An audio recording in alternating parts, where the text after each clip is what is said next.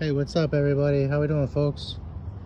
Bike builders, wing nuts, gearheads, speed freaks, friends and beyond. So, something that's come to my attention for a long time, and I just kind of kept my mouth shut about it, is the vibration that you feel on the handlebar. Some people attest that to having your motor out of balance, or some people will tell you that it's something to do with tuning the carburetor, or that it has something to do with the physical timing, not the port timing.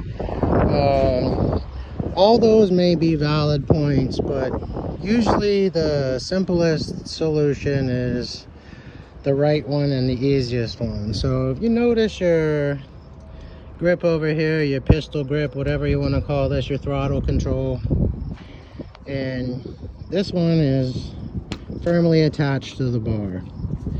So yeah, you're gonna have a small amount of vibration. Maybe this is coming from guys that have never rode a bike, but if you're on a bike and you're riding for a long time, you're gonna get, your left arm is gonna start to want to be a little bit numb, or the palm of your hand. This is not directly attached, so what's happening is anything that's traveling through is kind of lost here. You're on here, and 9 out of 10, without realizing, your grip is super firm and you're absorbing all of that shock. So my tip for the day is just keep your hand relaxed. You don't have to, you can hold it, you don't have to have your hand open.